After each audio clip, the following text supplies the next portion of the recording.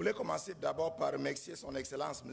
Azarias Robert Roy, de m'avoir invité comme orateur du séminaire de 2 jours que nous venons de terminer. Je suis un peu quelqu'un d'une identité intéressante parce que je suis camerounais, mais je porte un nom chinois ou bien asiatique. Je suis anglophone, mais je suis appelé à diriger un ministère dans les pays francophones. Et je suis médecin, mais je suis appelé à être un pasteur et un serviteur de Dieu. Mais pour moi, c'est un grand plaisir de servir l'Éternel dans les pays francophones et surtout d'avoir cet honneur d'être l'orateur principal pendant le séminaire que nous venons d'avoir pendant 2 jours. Nous avons étudié le sujet de l'intégrité du leader. Et pendant 2 jours, nous avons d'abord l'intégrité personnelle du leader et l'intégrité au niveau de la nation. Nous avons commencé avec une étude qui a été faite par 2 chercheurs universitaires aux États-Unis, M. Jim Coser et M. Barry Pochner. Ils ont fait une étude parmi 15 000 leaders pendant une période de 10 ans pour voir quelles sont les valeurs, les meilleures valeurs d'un leader modèle. Ils ont récolté 225 valeurs et ils ont choisi un panel qui a eu à choisir le meilleur critère d'un leader moderne. Et curieusement, le mot qui est sorti parmi ces 225 valeurs, c'est la valeur de l'intégrité ou bien de l'honnêteté. Donc, ceci est clair, un vrai leader, un leader modèle, un leader qui craint Dieu, doit être un leader avec l'intégrité. Donc, pendant le premier jour, nous avons essayé de voir l'intégrité d'un individu. Et selon Billy Graham, le grand évangéliste du XXe siècle, il définit l'intégrité ainsi. L'intégrité veut dire honnêteté morale et exercice de la pureté dans nos vies. L'intégrité veut dire qu'un homme est à l'intérieur la même personne qui prétend être à l'extérieur.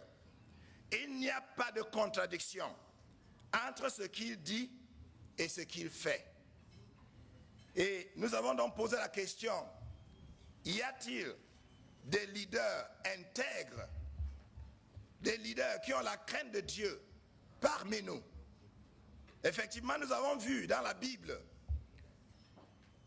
que cette valeur de l'intégrité nous appelle à être la même personne à l'intérieur comme à l'extérieur, parce que selon Dieu, ce qui est plus important, c'est notre état du cœur et non pas tout simplement ce que nous faisons.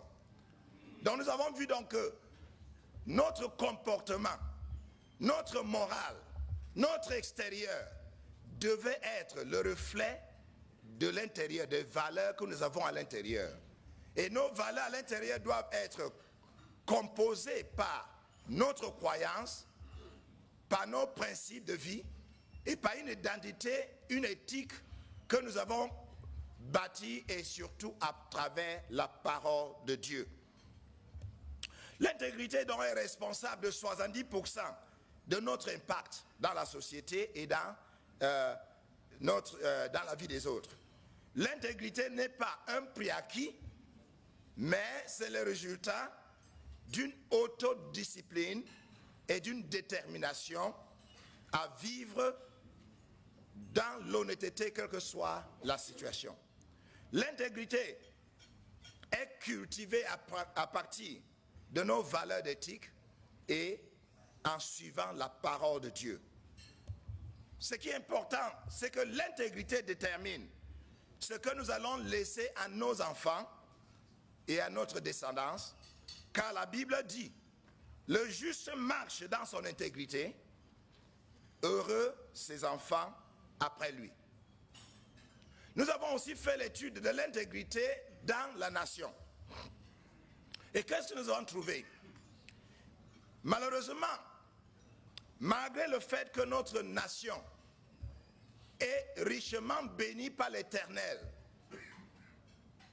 dans le sous-sol, avec beaucoup de minerais, et le Congo étant le premier pays en Afrique qui a une abondance de sous-sol, et étant parmi les meilleurs pays du monde, avec la richesse du sous-sol, en plus du pétrole, en plus des minerais, nous avons une grande forêt équatoriale qui a le bois, qui a la faune et qui a aussi des plantes médicinales.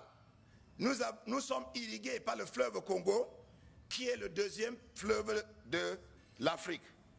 Mais malgré toute cette richesse naturelle et malgré les efforts de tous nos leaders, nous avons constaté dans une étude faite pendant ce séminaire, dans les ateliers, que cette nation, comme beaucoup de nations en Afrique d'ailleurs, est minée, et je cite, premièrement par la corruption, l'égoïsme, les mensonges, le vol et l'escroquerie, détournement des fonds publics, l'impudicité, manque d'amour, l'injustice, le tribalisme, l'occultisme et l'alcoolisme.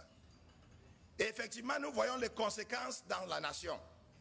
Malgré cette richesse, malgré ces bénédictions que Dieu nous a données, nous continuons à avoir un pays qui est menacé par le sous-développement, par la pauvreté, par des guerres civiles, j'en passe.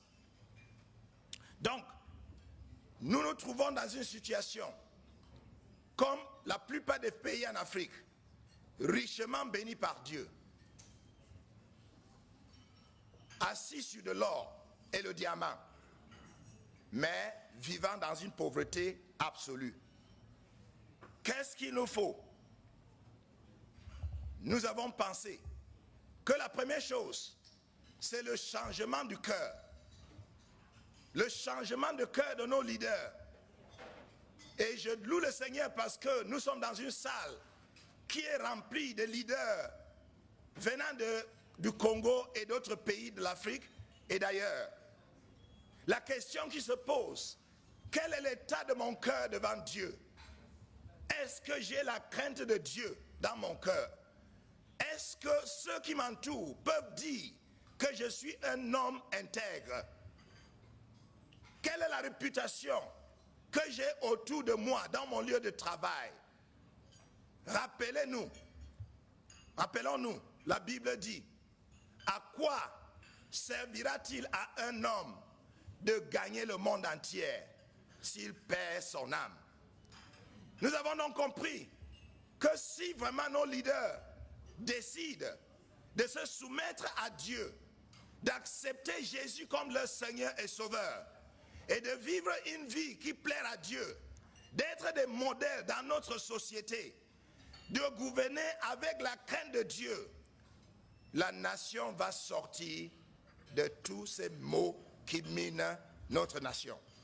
Je vais terminer en citant les conséquences de l'intégrité, parce que le plus souvent nous pensons que l'intégrité c'est pour les autres, mais nous devons vivre dans l'intégrité pour plusieurs raisons. Premièrement, les conséquences de l'intégrité c'est pour notre vie personnelle et la paix de cœur, c'est bon pour notre famille et notre descendance, et c'est pour notre nation.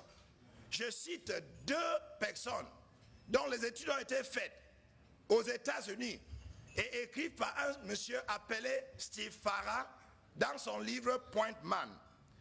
Qu'est-ce qu'il a trouvé dans la vie de ces deux personnes? La première personne s'appelle Max Jukes. Il était un malfaiteur. Il était en prison plusieurs fois. Et on a essayé de faire l'étude de sa descendance. Je vous le cite, voici les résultats de sa progéniture. Il avait 300 délinquants, 145 ivrognes, 90 prostituées, 100 hommes passés en moyenne 13 ans chacun en prison. Et plusieurs sont morts prématurément à cause des accidents, à cause d'une mauvaise vie. Et ils ont coûté à l'État de New York plusieurs milliers de dollars. Par contre, Jonathan Edwards est un modèle de l'intégrité. Et voici les études qui ont été données au sujet de sa progéniture. 120 étaient des professeurs et dans les universités. 300 étaient des missionnaires, des pasteurs et des professeurs de théologie.